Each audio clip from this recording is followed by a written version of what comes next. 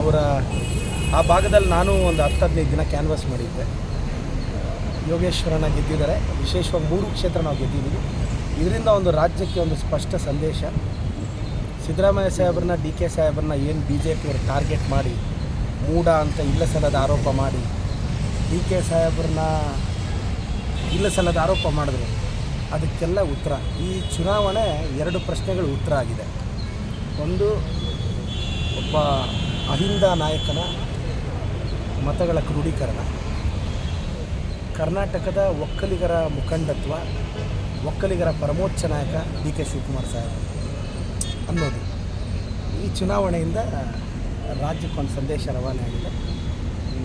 ಜೈ ಸಿದ್ದರಾಮಯ್ಯ, ಜೈ D K. ಶಿಗ್ಗಾವಿಯಲ್ಲಿ Bharat Bommai ಅವರು ಕೂಡ ಸೋಲ್ತಾ ಇದ್ದಾರೆ. ಅದು ಬಸವರಾಜ ಬೊಮ್ಮಾಯಿ ಅವರ ಕ್ಷೇತ್ರ. ಸೊ ಹಿನ್ನಡೆ ಬರ್ತಾ ಇದೆ. ಅಲ್ಲೆಲ್ಲರೂ ಕೂಡ ಬಸವರಾಜ ಬೊಮ್ಮಾಯಿ ಅವರ ಮಗನೇ ಗೆಲ್ತಾರೆ ಅಂತ ಅಂದ್ಕೊಂಡಿದ್ರು. ಹಂಗೆ ಹೋದರೆ ನೋಡಿ, 2 ಕ್ಷೇತ್ರ 2 ಮಾಜಿ ಮುಖ್ಯಮಂತ್ರಿಗಳಿದೆ.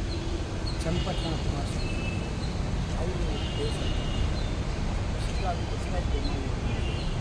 ಎರಡರಲ್ಲೂ ಗೆದ್ದಿದ್ದೀವಿ, 3ರಲ್ಲೂ ಲೀಡ್ ಬರ್ತಾ ಇದೆ. ಕಾಂಗ್ರೆಸ್ಗೆ 2 ಕ್ಷೇತ್ರಕ್ಕಿಂತ ಚನ್ನಪಟ್ಟಣನೇ ಪ್ರತಿಷ್ಠೆ ಆಯ್ತಾ ಅನ್ಸುತ್ತಾ ಸರ್? ಪ್ರತಿಷ್ಠೆ ಗೆಲುವು ಅನ್ನಿಸ್ತಾ ಮೇಡಮ್, ನಾನು ನಿಮ್ಗೆ ನಂಬಿಕೆ ಇಲ್ಲ. ನಾನು ಡಿ ಕೆ ಸಾಹೇಬ್ರ ಜೊತೆ ಎಲೆಕ್ಷನ್ ಕ್ಯಾನ್ವಾಸ್ಗೆ ಹೋಗಿ ಮೇಡಮ್, ಅವರು ಯೋಗೇಶ್ವರರು ಆ 1 ತಿಂಗಳು ಸುತ್ತಿದ್ದು ನೋಡಿದ್ರೆ ನಿಜವಾಗ್ಲೂ ಅಷ್ಟು ಡೆಡಿಕೇಶನ್ ಇರೋದಕ್ಕೆ madam. Sir, CM meet D K Shivakumar CM meet ಆದ್ರ CM ಏನು ಮಾಡ್ತಾರೆ?